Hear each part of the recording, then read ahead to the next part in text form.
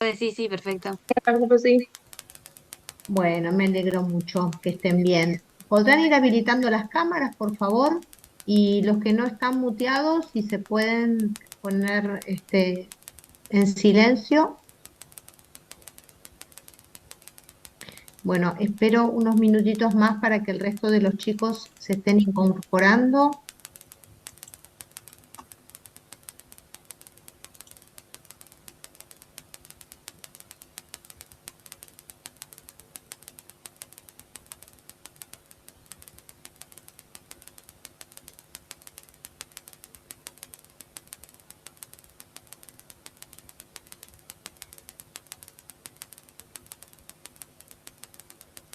Ahí veo que Sabrina estás en la facu, ¿no, Sabrina? ¿Estás con otro compañero más? Sí, estamos en la facultad, en el aula. Ah, buenísimo. ¿Cuántos son ahí? ¿Se escuchan bien? Sí, no, somos, ¿Cómo? No te- somos nada más en el aula. Hay Ah, gente, pero bueno. desde la clase anterior. Ah, está bien, está bien. Bueno, bueno, espero unos minutos porque se siguen incorporando compañeros.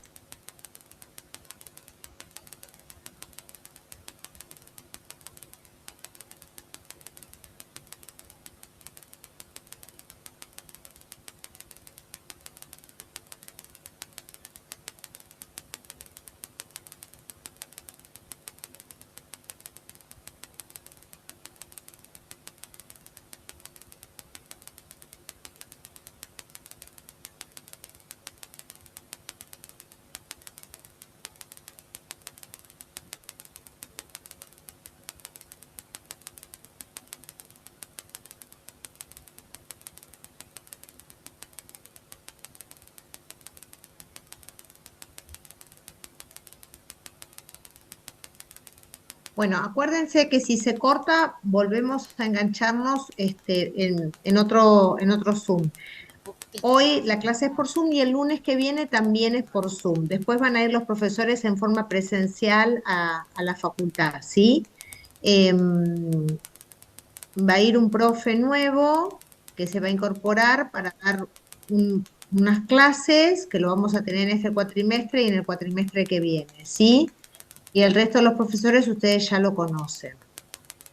Bueno, ¿dudas respecto de lo que vinimos charlando hasta ahora? ¿Todo bien? ¿Sí? ¿Con forma? Bueno, es fácil. Forma es una unidad dentro de todo sencilla. Esta no es sencilla. Esta es medio complicada para que la puedan entender y esta clase y la del lunes, mi idea es terminar con esta unidad que se llama efectos de los contratos.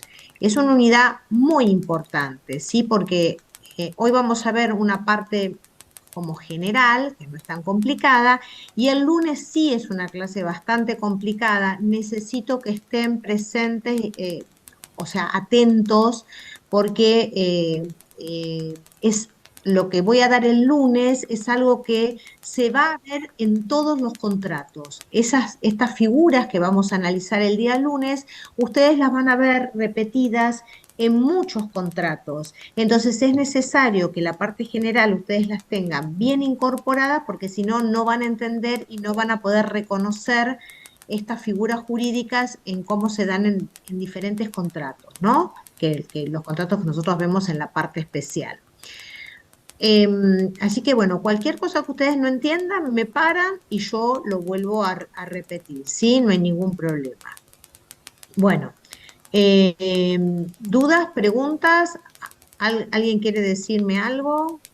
¿Vamos bien? Bueno. Em, Hay algo que nosotros tenemos que tener en cuenta. ¿Se acuerdan cuando analizamos la definición de contratos? Que una de las cosas que decíamos, vamos a leerla para recordarnos qué era lo que decía la definición de contrato del artículo 957. Es el acto jurídico mediante el cual dos o más partes manifiestan su consentimiento para crear, regular, modificar, transferir o extinguir relaciones jurídicas de carácter patrimonial, ¿sí? Entonces, tenían un sinfín de actividades: crear, modificar, transmitir, extinguir obligaciones. Entonces, cuando uno habla de efectos de los contratos, por favor pónganse en el código, porque muchas veces los profesores preguntamos qué es el efecto y no saben definir qué es el efecto, porque no entienden el vocablo efecto. A ver, si nosotros hablamos de efecto, ¿cómo podrían definir la palabra efecto? Olvidémonos ahora de esta unidad, pero solamente el vocablo efecto. ¿Qué les parece que sugiere la palabra efecto? La consecuencia de una acción, de algo. Perfecto, justamente. Esa es la palabra que yo necesito que ustedes se anoten al lado de donde dice el capítulo 9, que dice efectos en el artículo 1021. Dice efectos, ahí pónganse consecuencias. La palabra consecuencia, porque justamente el efecto es la consecuencia que surge de esta relación contractual que las partes quieren realizar cuando crean, cuando modifican, cuando transmiten o cuando extinguen obligaciones jurídicas, ¿sí? Por ejemplo, si yo estoy hablando de una compraventa, ¿cuál va a ser el efecto o, entre paréntesis, hablamos de consecuencia que las partes le van a querer hacer en una compraventa? Y una parte le va a generar la obligación de dar la cosa, de hacer una transferencia de la propiedad. Y la otra obligación que va a tener va a ser pagar por la cosa que está transfiriendo. Entonces, ahí estamos apuntando a que las partes, dentro de lo que es la actividad de crear relaciones jurídicas, le estamos dando un efecto de transferencia de propiedad y de pagar. Ese efecto es el que se les quiere dar, ¿sí? Por eso nosotros decimos que esta manifestación de voluntad que tienen las partes, que atienden a crear, modificar, transmitir o extinguir obligaciones, justamente es esta fuente obligacional que le va a querer dar este tipo de efecto, este tipo de consecuencias. Es decir, se van a vincular para crear una consecuencia. En un caso de la compraventa va a ser esta obligación de transferencia de la propiedad o de pagar una suma de dinero. Si estamos hablando de un contrato de locación, esta consecuencia, este efecto que van a querer realizar las partes va a ser la de transferir el uso y el gozo en forma temporaria de un inmueble contra el pago de un canon locativo. ¿Sí? ¿Se entiende hasta acá? Bueno, entonces, el sinónimo de efectos va a ser la consecuencia. Y de acuerdo a estos efectos que le quieran dar las partes, nosotros vamos a hablar de un efecto inmediato, es decir, que esta consecuencia jurídica de crear, por ejemplo, una obligación, en el caso de la compraventa, va a ser de carácter, de acuerdo al tiempo en que se produzca, inmediato o diferida. Inmediata es desde su nacimiento, no va a estar sujeto a plazo inicial o a condición suspensiva. Es decir, por ejemplo, no hay ningún tema de lapso temporal, por ejemplo.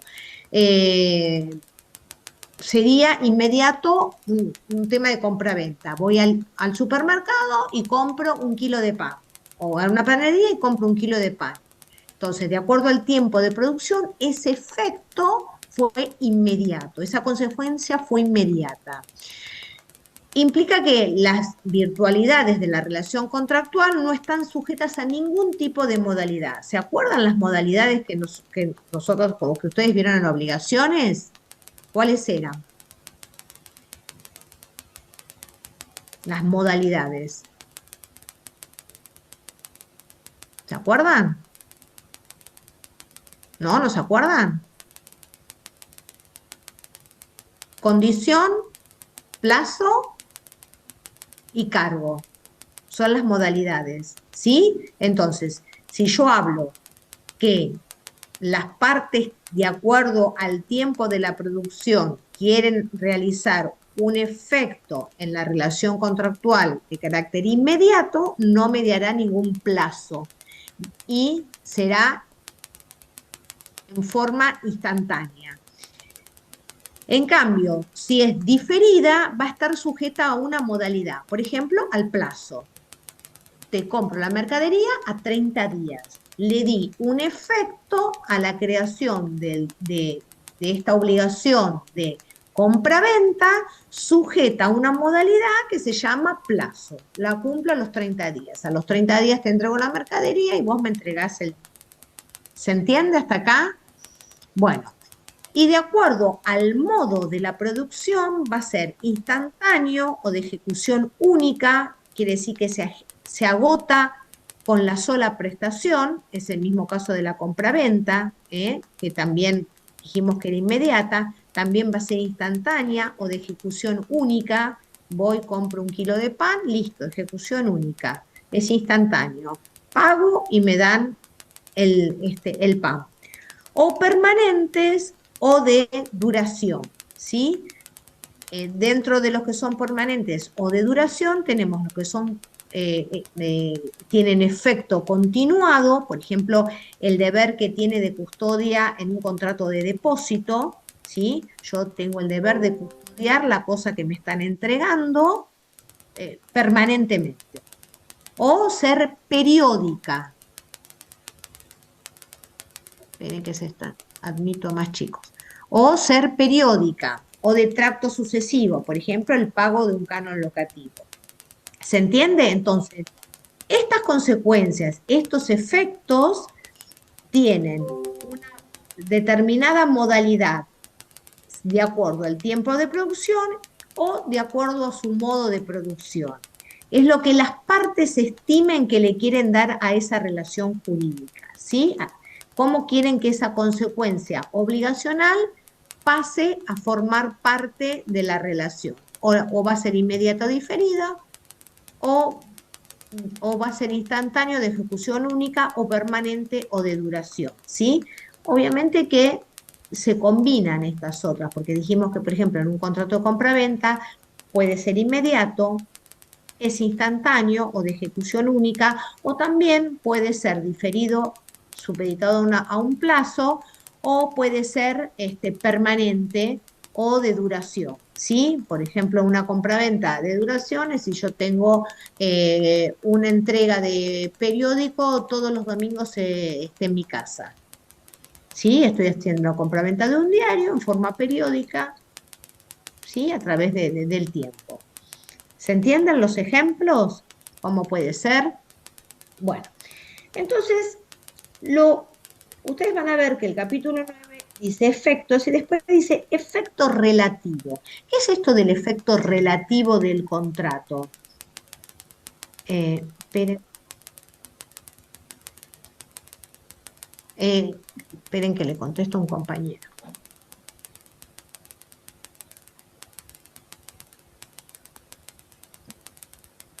Bueno, ¿qué significa esto del efecto relativo que dice acá el artículo 21?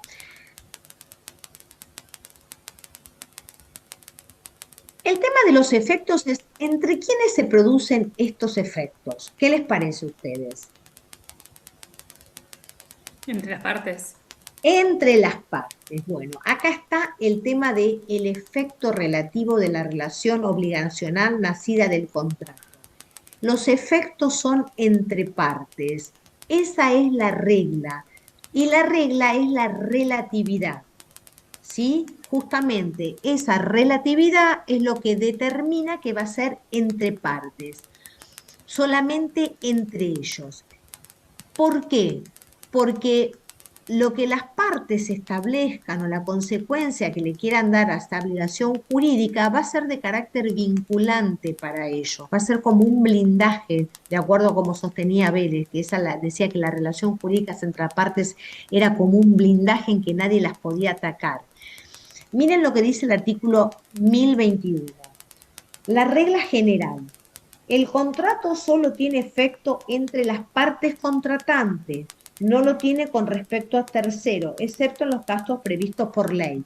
Los casos previstos por ley son los que vamos a ver el lunes, que son complicaditos. Entonces, la regla general es que el efecto es entre partes y no puede perjudicar a terceros. Y este artículo 1021 lo van a vincular con el artículo 959. ¿Qué dice el 959? Efecto vinculante. Todo contrato válidamente celebrado es obligatorio para las partes. Su contenido solo puede ser modificado o extinguido por acuerdo de partes o en los supuestos en que la ley los prevé. Por eso les digo que es un blindaje. Es el pacto sunt servanda que hablaban los romanos, ¿no? Que el efecto vinculante obligatorio de las partes, y es relativo porque solamente atañe a ellos y no puedo hacer un contrato para perjudicar a terceros, solo incumbe a las partes y a sus sucesores. Ahora vamos a ver qué significa sucesores. Entonces, el efecto relativo es que atañe solamente a las partes, que no puede perjudicar a terceros. ¿Los terceros quiénes son? ¿Qué les parece? ¿Quién es un tercero?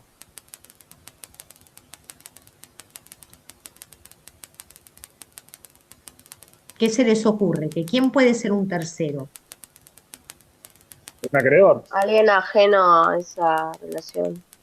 El tercero, justamente el ajeno a la relación jurídica, no tiene nada que ver, no tiene ni arte ni parte, nada, está allá, lejos, no está dentro de la relación obligacional, pero tampoco esa relación obligacional no puede perjudicarlo. Yo no puedo contratar para perjudicar al tercero. Y sí, vamos a ver el lunes que con esto de la modernización y con esto del tema que no estaba previsto por Vélez, porque esto es nuevo, en lo cual se crean situaciones jurídicas en que las partes incorporan a los terceros al contrato, ¿sí? Que es lo que vamos a ver el lunes. Entonces, el tercero es ajeno, pero hay determinadas situaciones jurídicas en que el tercero queda incorporado a ese contrato entre partes, por alguna situación. Y esto se debe a la modernización, al tema de los contratos conexos, ¿sí? En los cuales ya no es que dos partes hacen un contrato jurídico, sino que necesitan que otro tercero haga determinada prestación. Por ejemplo, no me quiero adelantar, pero por ejemplo, si ustedes contratan internet, seguro que el servicio técnico está tercerizado por otra persona y ustedes están contratando con Cablevisión, supongamos. Pero el soporte técnico lo da otra empresa. Esa persona, ustedes no contrataron con el soporte técnico de Cablevisión, ustedes contrataron con Cablevisión. Y ese tercero que tiene un contrato de prestación de servicio técnico con Cablevisión va a ser el que les va a tener que solucionar el problema a ustedes. Entonces va a quedar incorporado al contrato. Pero esto es pensado en estos tiempos, en los cuales hay un sinfín de relaciones jurídicas que se van vinculando. Pero para la época de Vélez, la del Código Civil viejo, no había estas situaciones. Entonces él decía justamente que el efecto relativo del contrato era porque era un blindaje entre partes, entre las partes que estaban contratando y nada más. Y ese contrato era oponible erga omnes, es decir, que yo, el efecto directo, este alcance directo que tenía, el contrato era que solamente era entre partes. Y un efecto indirecto era que, sin embargo, yo puedo hacer valer este contrato frente a terceros. Y los terceros, si bien no van a incorporarse al contrato y no van a poder modificar ni alterar ninguna de las cláusulas o ninguna de las obligaciones que las partes contrajeron, tienen que respetarlo. Ahora vamos a un ejemplo para que ustedes entiendan. Por eso es que decimos que es oponible erga omnes. Por ejemplo, si yo hago un contrato de locación, el efecto directo es entre partes. Yo tengo una parte que va a ser el locador, que va a tener que otorgarme el uso y el goce temporario de la locación. Y la otra parte, el locatario, tiene la obligación de hacer el pago del canon locativo en forma periódica. Pero frente al tercero, tendrán que respetarme ese contrato de locación. Por ejemplo, si yo voy a Metrogas y le digo, un locatario, ¿no? Le digo al Metrogas, póngame el servicio a mi nombre, Metrogas me va a decir, ¿y por qué le tengo que poner el servicio a su nombre? Entonces yo ahí voy a mostrar el contrato de locación y voy a decir, porque yo soy el locatario. Y el contrato de locación, de prestación, y el contrato de prestación de servicio del gas va a tener que estar a mi nombre. Entonces ahí el tercero tiene que respetar ese contrato, no va a poder inmiscuirse en las cláusulas, pero yo ese contrato lo hago valer para todo el mundo en la calidad que revisto de acuerdo a la obligación contratado. ¿Se entiende? Es decir, en ciertas circunstancias el tercero tiene que admitir la virtualidad de un contrato que le es ajeno, o el tercero podrá abocar esos efectos, por ejemplo, ejerciendo derechos o acciones de su deudor, en el caso de que hubiese una acción subrogatoria. ¿Vamos hasta acá? ¿Se entiende? ¿Sí? ¿O es complicado? ¿Sí? ¿Vamos bien? Bueno. Entonces, arrancamos de que el efecto, esta consecuencia, es entre partes, el tercero es una persona totalmente ajena a este vínculo, el contrato genera una relación obligacional entre las partes, es vinculante, el tercero tiene que respetarlo y hacer valer, y las partes hacen valer su condición. Bueno, muy bien, pero después tenemos al que se considera quien es parte en el contrato.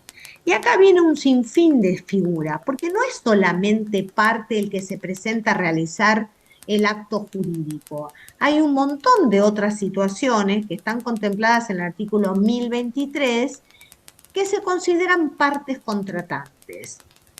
Entonces, el 1023 dice que también son parte contratante el que se presenta a nombre propio, aunque tenga un interés ajeno. O sea, se presenta Juan Pérez, firma como Juan Pérez, pero él no tiene ningún interés en ese contrato, porque el interés es ajeno, es el interés de, no sé, Margarita González, ¿sí?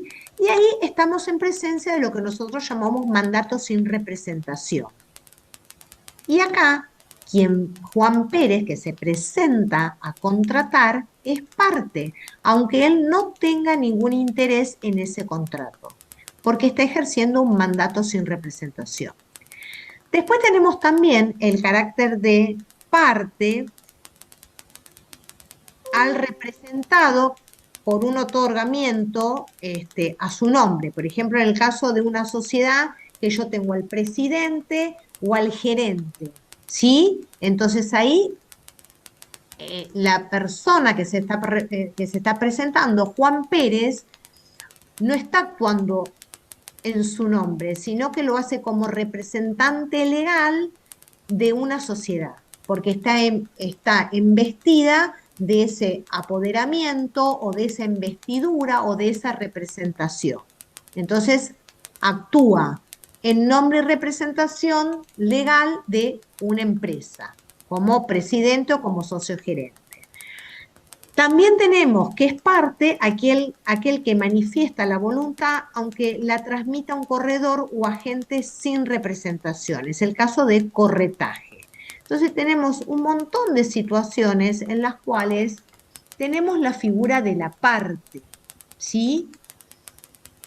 Entonces, tenemos la persona que ejerce su propia prerrogativa, ¿no? Aquel que se presenta en su nombre y se pone de acuerdo sobre una declaración de voluntades común, concurriendo a la formalidad del consentimiento para celebrar el contrato.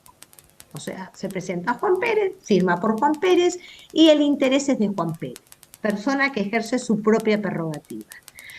Después tenemos a los representantes, a todos aquellos que actúan en nombre y representación de otro, es decir, el legal, el que está designado por ley, el padre que representa a su hijo, el tutor o el pupilo, ¿sí? En el que ejerce una representación legal o la representación voluntaria, que son los casos que vimos de mandato, ¿sí?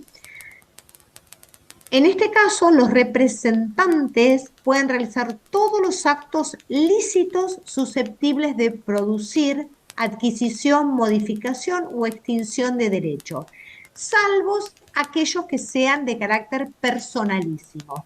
¿Cuáles serían de carácter personalísimo? Por ejemplo, un representante no puede testar, ¿sí? No puede... por ejemplo, cambiar de religión, ¿sí? Porque son derechos personalísimos que hacen justamente a los derechos más íntimos de la persona. Bueno, vamos hasta acá. Sí, profesora, ¿le podría pedir un ejemplo del primer caso, el mandato sin representación? El mandato sin representación es el que se llama en comisión, que nosotros lo vamos a ver en comisión. O que es que se presenta Juan Pérez en su nombre y manifiesta ser y tiene un mandato oculto, ¿sí? Y después ese acto jurídico va a estar en cabeza de otra persona, pero para presentarse en la realización de ese acto jurídico, dice, yo soy Juan Pérez, en comisión, va a aclarar que está en comisión, es decir, está actuando en representación de otra persona que todavía no es conocida, ¿sí? Pero está actuando en su nombre. O el caso en los cuales actúa sin representación del que finalmente va a ser el que otorga el acto jurídico y manifiesta que lo hace en su nombre, pero tiene un interés ajeno. Todavía esa persona no apareció y cuando aparece va a ratificar el acto jurídico y ahí se corre la posición contractual.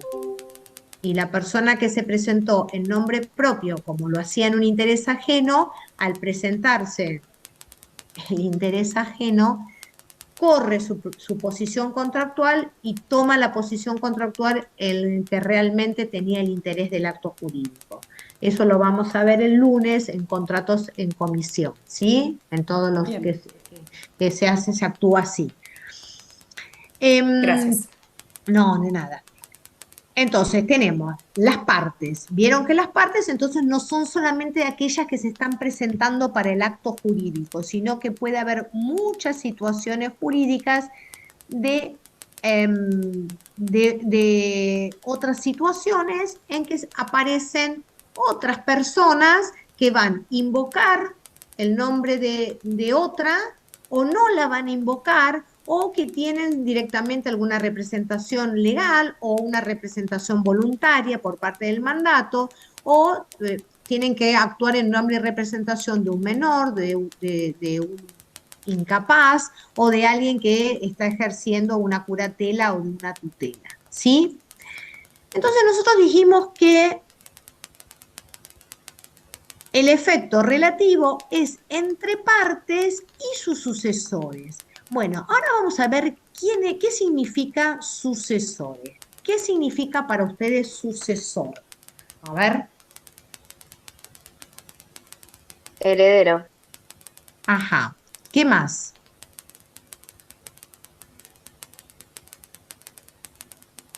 Si nos vamos a la órbita de los contratos, ¿cuándo tenemos nosotros el tema de sucesores?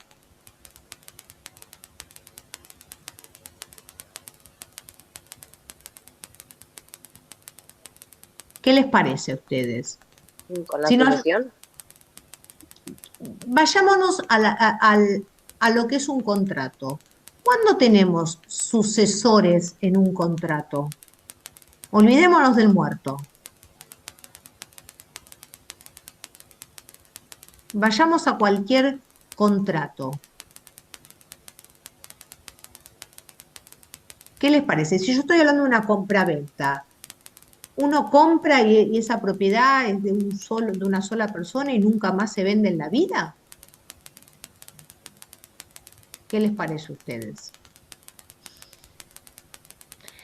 justamente suceder, la palabra, vamos a tener que pensarla un poco más amplio.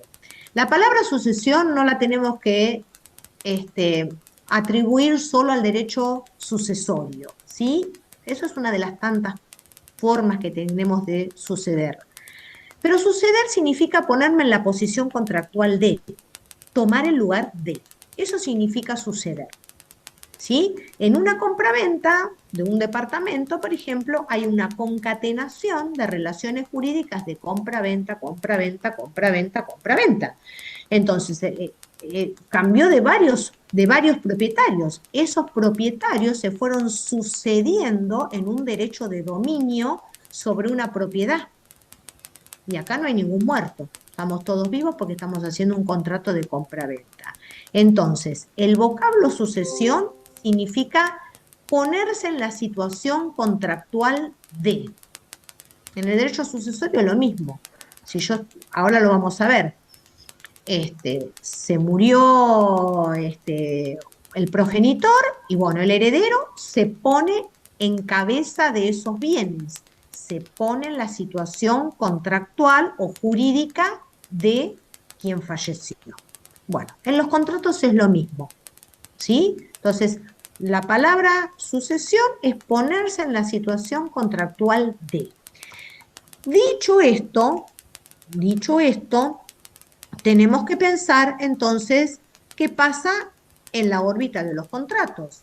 Entonces, según el origen de la transmisión, voy a tener que la transmisión puede ser legal o voluntaria, ¿sí? Va a ser voluntaria cuando se va haciendo diferentes, por ejemplo, contratos de compra-venta. Y va a ser legal cuando justamente tenga alguna situación mortis causa. Según la extensión del título de la transmisión, de acuerdo a lo que yo estoy transmitiendo, de acuerdo a lo que yo estoy sucediendo, yo puedo hacer una sucesión universal o particular. Es decir, puedo hacer una transmisión de la universalidad de mis derechos o algo particular. En un sucesorio lo mismo, yo puedo hacer un legado y transmitir mortis causa determinado bien específico o puedo transmitir la universalidad de mis bienes. En un contrato exactamente lo mismo, yo le puedo vender a Juan Pérez todos mis bienes, todas mis casas o el auto. Va a ser particular, universal. Eso va a ser según la extensión de título de la transmisión. Según la causa que opere la transmisión, y acá tenemos las dos situaciones que estamos charlando. La mortis causa, que es cuando una persona fallece y estamos en la órbita del derecho sucesorio, o entre vivos, que es nuestra materia, que estamos en contratos. Acuérdense que en los contratos no hay muertos, estamos todos vivos, ¿sí? ¿Por qué tenía que ser así? Pues un acto entre vivos. Porque es un acto entre vivos. Y además, ¿por qué? ¿Qué pasa en los contratos? ¿Qué dos situaciones hay? Voluntario. ¿Bilateral? Porque eso es bilateral y además porque hay una oferta y la aceptación. ¿Y la aceptación qué pasa con la aceptación?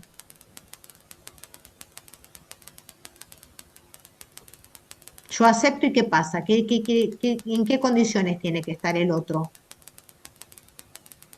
Debe poder recibir esa aceptación. Exactamente, en condiciones de poder recibirla. Y si yo estoy en condiciones de poder recibirla, tengo que estar vivo. ¿Sí? Si estoy muerto, no me voy a enterar nunca de la aceptación, de la recepción de la aceptación. ¿Sí? Bueno, esto es para que nosotros vayamos uniendo todo lo que vamos estudiando. ¿Sí? Todo nace de la definición de contrato. ¿Sí? Bueno, entonces, según la causa que opere la transmisión de la obligación, va a ser o mortis causa, que es materia del derecho sucesorio, o entre vivos, que es nuestra materia.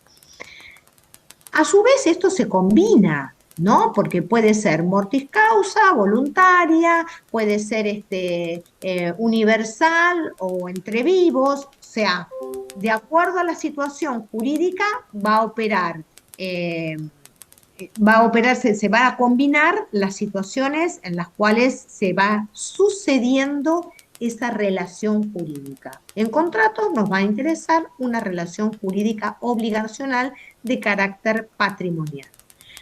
¿Qué excepciones tenemos nosotros en lo que es la sucesión? O sea, pasarnos a la posición contractual de esto.